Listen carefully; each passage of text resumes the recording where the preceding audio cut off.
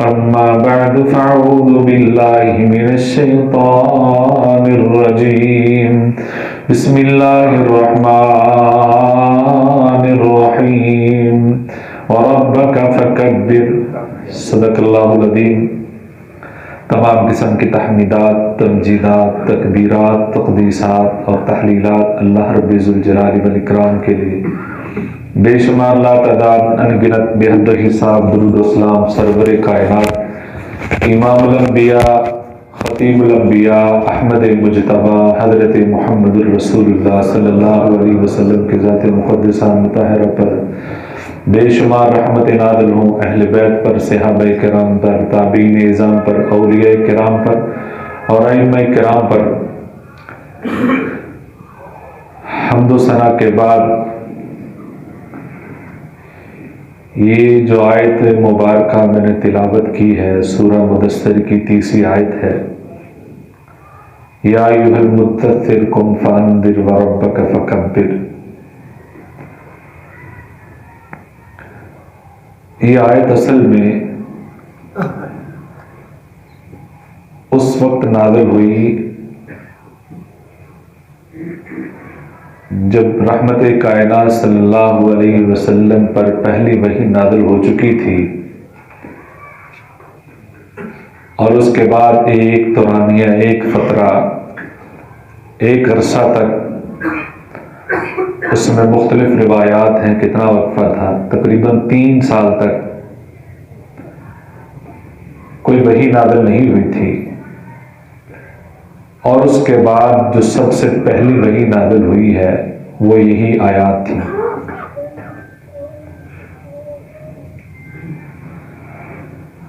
جس میں یہ پیغام دیا گیا ہے۔ اس سے پہلے کہ میں اس کی تھوڑی سی وضاحت کروں، آپ تھوڑا سا اس ماحول کو تصور میں لائیں، وہ ماحول کہ جس ماحول میں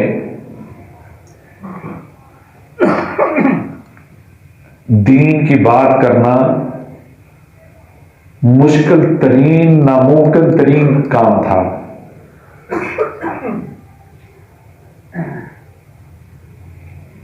مثلا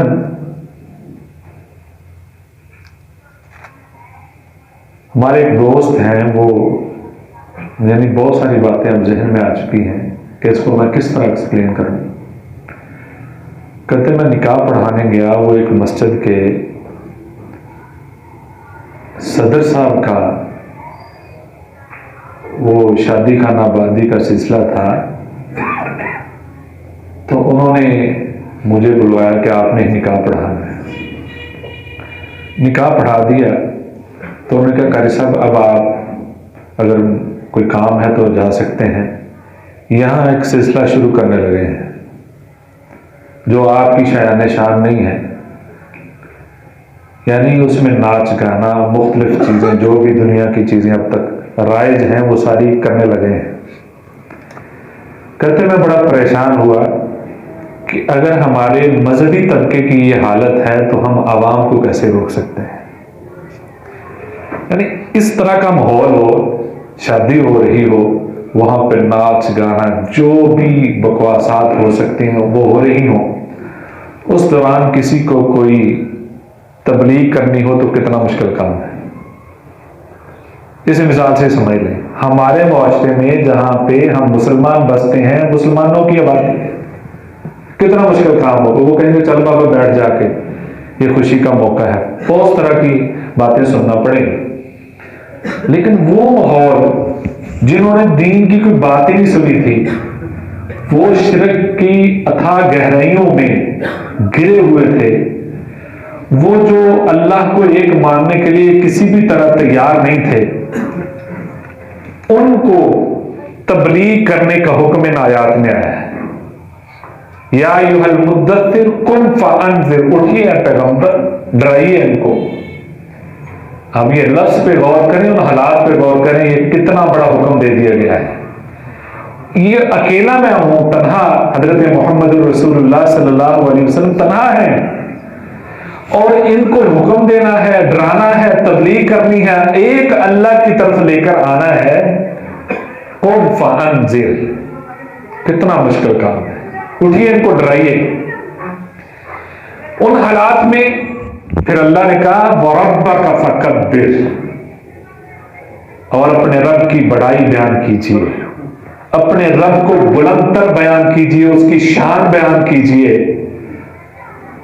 اب اس کی تفسیر میں ہی سارا وقت گزر سکتا ہے، لیکن ذہن سے یہ بات نکالی ہے، یہ جتنا بھی گند ہے، یہ جتنا بھی شرک ہے، یہ جتنی بھی دین سے دوری ہے، یہ جتنی بھی اللہ سے دوری ہے، یہ جتنے بھی بت ہیں، یہ جتنے بھی شرک کے گڑھ ہیں، یہ سب کی کوئی حیثیت نہیں، سب سے بڑی ذات اللہ کی ذات ہے۔ آپ کو اللہ، آپ کے ساتھ اللہ ہے، ان سے کسی سے نہیں گھبرانا آپ نے۔ آپ نعرہ بلند کیجئے، آپ اللہ اکبر کا نعرہ بلند کیجئے، آپ کو فکر مند ہونے کی ضرورت نہیں ہے۔ تو میں اس لفظ پہ تھوڑا سا زور دینا چاہتا ہوں، وجہ کیا ہے وہ بھی سامنے آ جاتے کہ اللہ کے نام کے اندر کتنی برکت ہے، نعرہ تکبیر کے اندر کتنی عظمت ہے، اور اس کے اندر کیسا جادو ہے۔ ایک حدیث میں نے پڑھا، نبی صلی اللہ علیہ وسلم نے فرمایا قیامت کے دن، قیامت کے قریب مسلمانوں کا ایک لشکر ہوگا جس کا کفار کے ساتھ مقابلہ ہوگا، ان کو اللہ فتح صرف اور صرف میرے نعرے کی وجہ سے دے دے گا۔ اس کے اندر اتنی کشش ہے، کتنی جنگیں ہوتی ہیں، کتنے ہی سپہ سالار ہیں، اپنی فوج کو اگر ایمانی جوش دلاتے تھے تو اللہ اکبر کے نعرے سے تک لگاتے تھے۔ یہی ایک کرنٹ ہوتا تھا، یہی ایک بوسٹ ہوتا تھا جو فوج کو دیا جاتا تھا، اور فوج ساری کی ساری تیار ہوتی تھی اپنے تن من دھن کو قربان کرنے کے لیے۔ اس کے اندر اتنی کشش ہے۔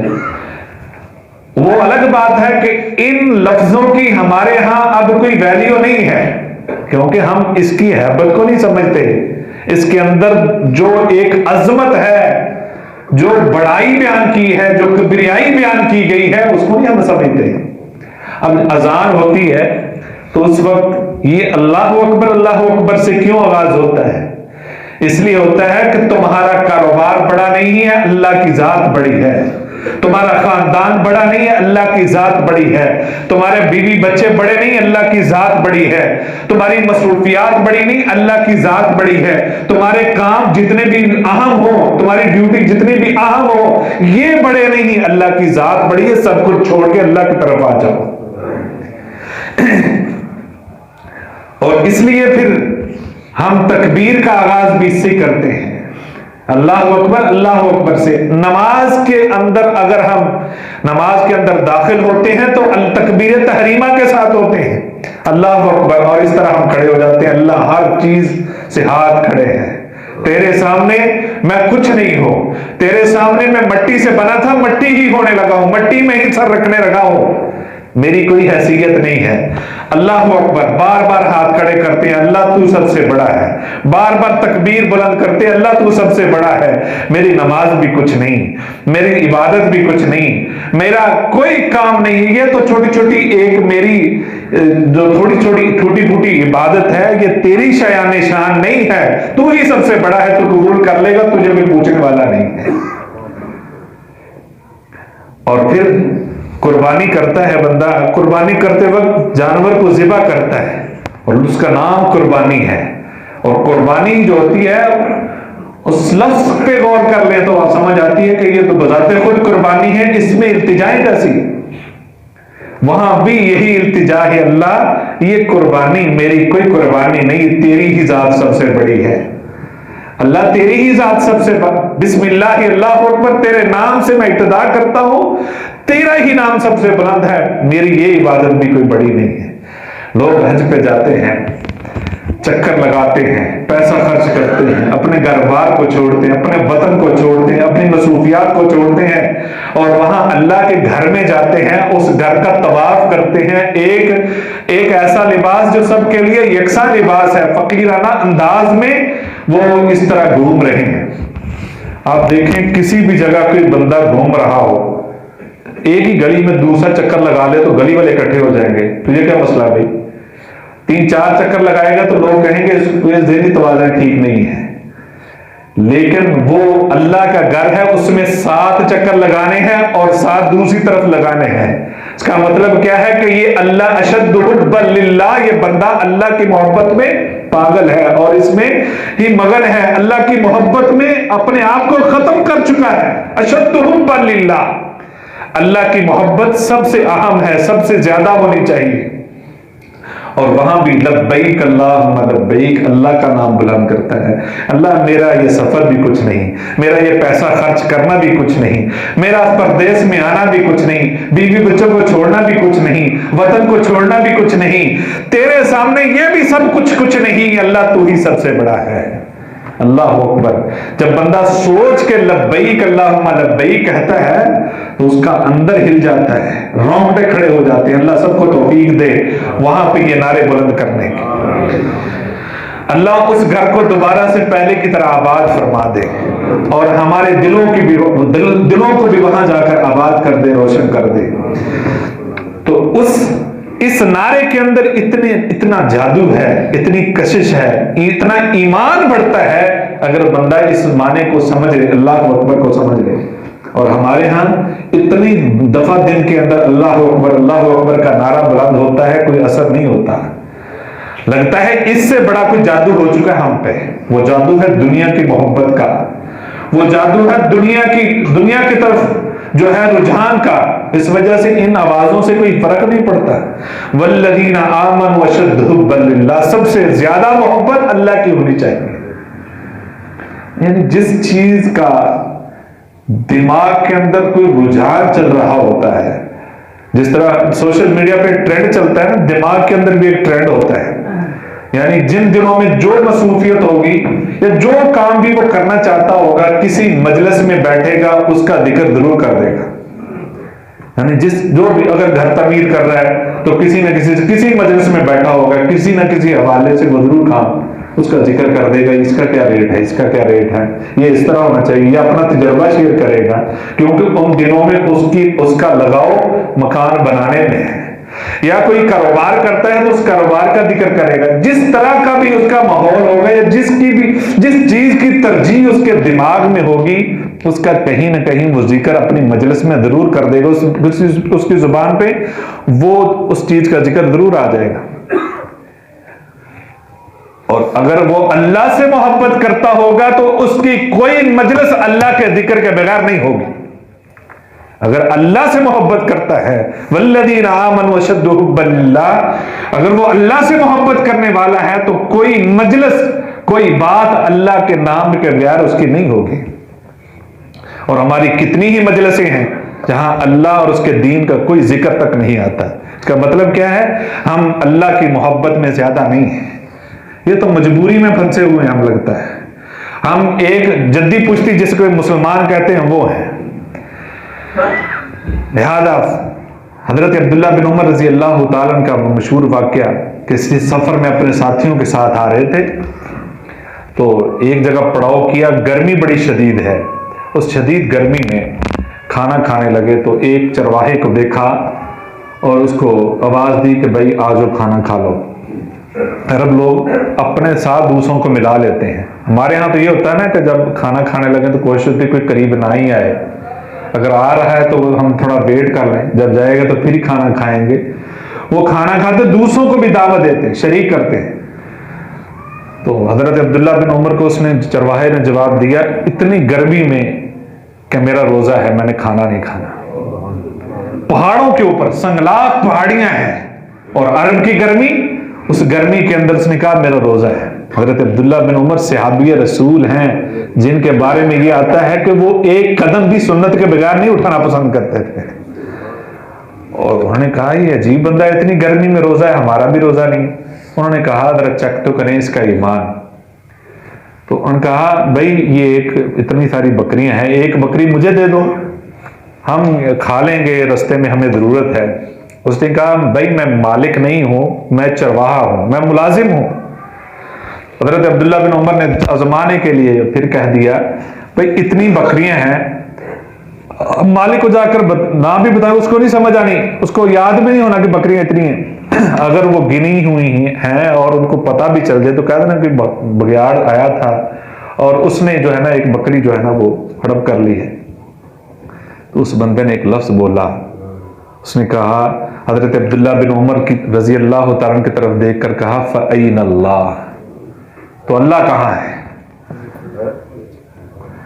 ایک لفظ جس میں حضرت عبداللہ بن عمر ہل کے رہ گئے اور سارے ساتھی بھی رونے لگ گئے جتنے ساتھی تھے.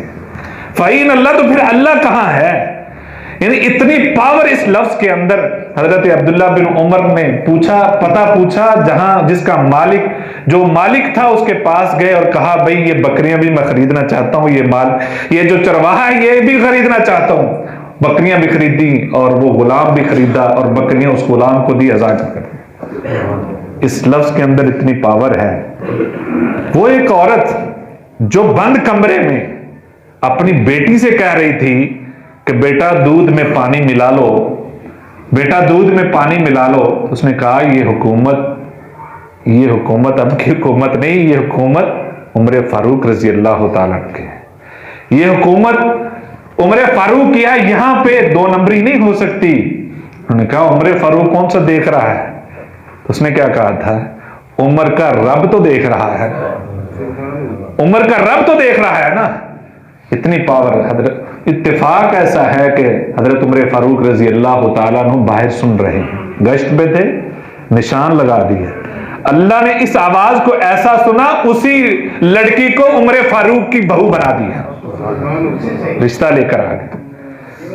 لہذا یہ لفظ, اس کے اندر پاور اتنی ہے کہ کتنے ہی سپہ سالار ہیں, انہوں نے یہ لفظ ہی بول کر, اللہ اکبر کا نعرہ بول کر, بلند کر کے, اور ان مجاہدین کے اندر ایمانی روح پھونکی ہے, حرارت پھونکی ہے, ایمان کو تازہ کیا اور وہ لڑنے کے لیے تیار ہو گئے ہیں. اس پوری بات کا مقصد یہ ہے کہ ایک علاقہ انڈیا کا میسور ہے, پرانا نام اس کا میسور, اب کا نام کرناٹک ہے, اور اس میں ایک مسلمان محمد حسین کی بیٹی مسکان خان ہے, اور وہ اپنے کالج میں پردے کی حالت میں آتی ہے. اور یاد رکھیں کہ وہاں پہ کرناٹک میں تقریباً 1.5 مہینے سے پابندیاں لگ چکی ہیں تعلیمی اداروں پہ کہ کوئی حجاب پہن کے, نقاب کر کے کوئی خاتون, کوئی لڑکی نہیں یہ کالج میں آئے گی. اور اس کا احتجاج چل رہا ہے, ہائی کورٹ کے اندر جو ہے نا وہ کیس چل رہا ہے, اور آپس میں کشمکش چل رہی ہے. اور اس مسئلے کا 1.5 مہینے میں ہم میں سے شاید کسی کو بھی نہیں پتا ہوگا کہ یہ کوئی وہاں پہ مسئلہ چل رہا ہے. کسی کو کوئی پتا نہیں, پوری دنیا میں کسی کو نہیں پتا. شاید کو جو بہت ڈیپلی خبروں کو, عالمی خبروں پہ نظر رکھنے والے ہیں, شاید کسی کو پتا ہو, لیکن عالمی سطح پہ, بلکہ وہاں بھی کسی کو نہیں اتنا پتا تھا یہاں کوئی مسئلہ چل رہا ہے. اور وہ لڑکی آتی ہے اور اپنے کالج میں حجاب کی حالت میں آتی ہے, تو اور ہندوؤں نے وہی نشان والے کپڑے پہنے ہوئے ہیں, رومال رکھے ہوئے ہیں, جو ان کا ایک اپنا, وہ ان کے مذہب کے مطابق ہے, پیلے رنگ کا, وہی سب پہنے ہوئے ہیں. اور انہوں نے للکارا وہ خاتون جو چھوٹی عمر کی ہے, شادی شدہ نہیں, پڑھنے کے لیے آئی ہے, اور وہ آگے سے آ رہی. آپ نے سب نے دیکھا ہے, اس میں کمال کیا ہے, اس میں کمال کیا تھا. کمال یہ تھا کہ اس نے جب ان کو دیکھا تو نعرہ بلند کیا اللہ اکبر کا. اس نے نعرہ اللہ اکبر کو بلند کیا جب اس کو نظر آ رہا تھا اتنے زیادہ لوگ ہیں, یہ میری طرف آ رہے ہیں, اس کا نشانہ میری طرف ہے, یہ بری نظر سے دیکھ رہے ہیں, بری آوازیں کت رہے ہیں. اس نے اس وقت پکارا تو اللہ کو پکارا, اللہ اکبر کا نعرہ بلند کیا. ایک دن نہیں گزرا, پوری دنیا کی جو ہے نظروں میں وہ واقعہ آ گیا, اور پوری دنیا کو پتا چل گیا کہ وہاں کوئی خاتون رہتی ہے. اللہ آوازیں اس طرح سنتا ہے, اور پوری دنیا میں یہ مشہوری ہو گئی, اور اس کے حق میں نعرے بلند ہونے لگے. کس طرح کے مسلمان جو ہے اس کے لیے القابات دے رہے ہیں اچھے اچھے, اور کس طرح دعاؤں سے نواز رہے ہیں. کس کو پکارا ہے, اللہ اکبر کو. کوئی اس نے دوڑ نہیں لگائی, صرف اللہ کو پکارا کہ اللہ اتنے بڑے گروہ کے سامنے تو ہی میری مدد کرنے والا ہے. تو جب ایسی حالت ہو وہاں اللہ کو پکارا جائے تو اللہ آج بھی مدد کرتا ہے، آج بھی اسی طرح مدد شامل ہوتی ہے۔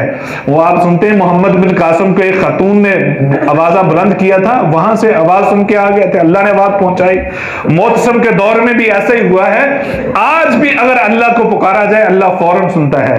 اور وہ جو کیس 1.5 مہینے سے لٹکا ہوا تھا، جنہوں نے جو ججز تھے انہوں نے کیس کو لٹکایا ہوا تھا، انہوں نے فوراً بلوا لیا اور ہائی کورٹ کی عدالت کے اندر پوچھا گیا یہ پردے کا حکم کیسے ہے؟ سورہ نور کی تلاوت ہائی کورٹ میں ہوئی ہے۔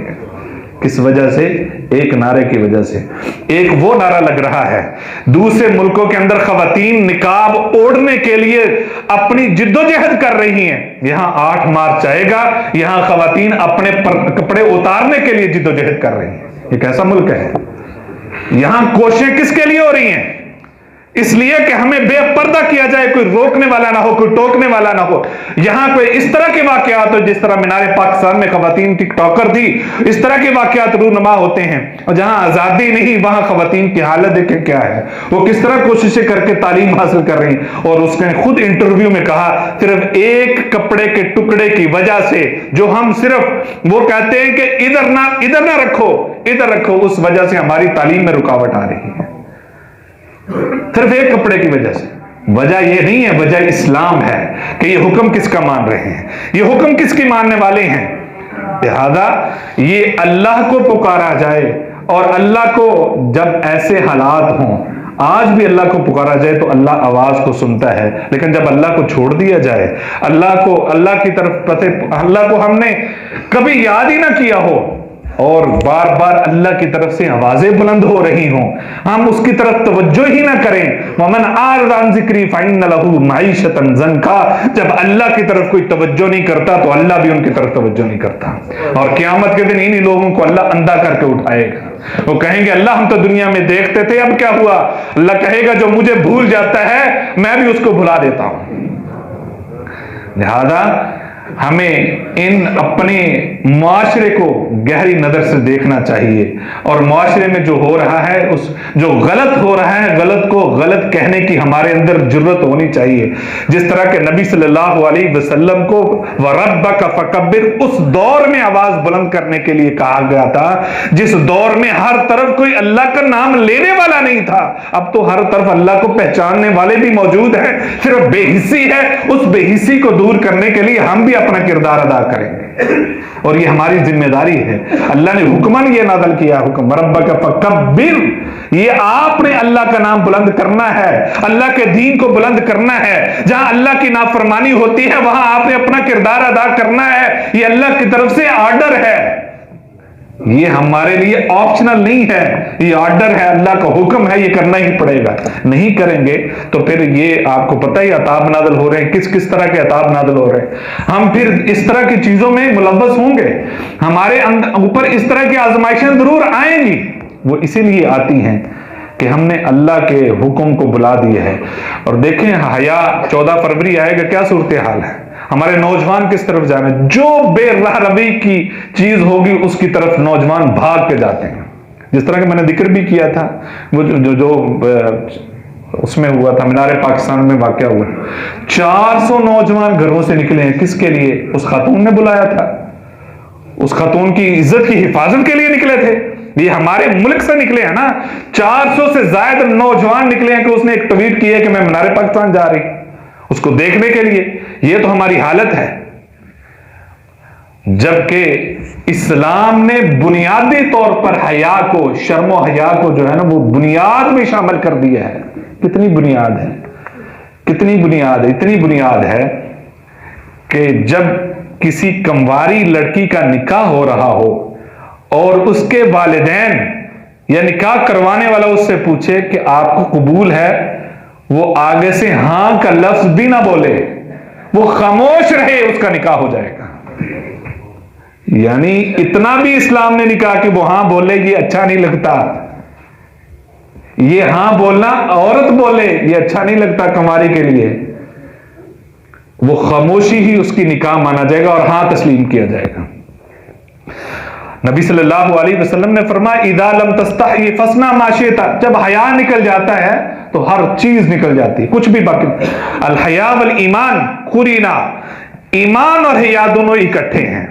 نبی صلی اللہ علیہ وسلم نے فرمایا جب انسان کوئی برائی کرتا ہے نا تو ایمان چھتری کی طرح اوپر نکل جاتا ہے، جب گناہ کرتا ہے ایمان ہی اس کے اندر ہوتا ہے، وہ ایمان سے بالکل خالی ہوتا ہے، وہ اوپر ہوتا ہے، اگر تو وہ چھوڑ دے گا تو واپس آ جائے گی چھتری، نہیں تو پھر گئی، اڑ جائے گی۔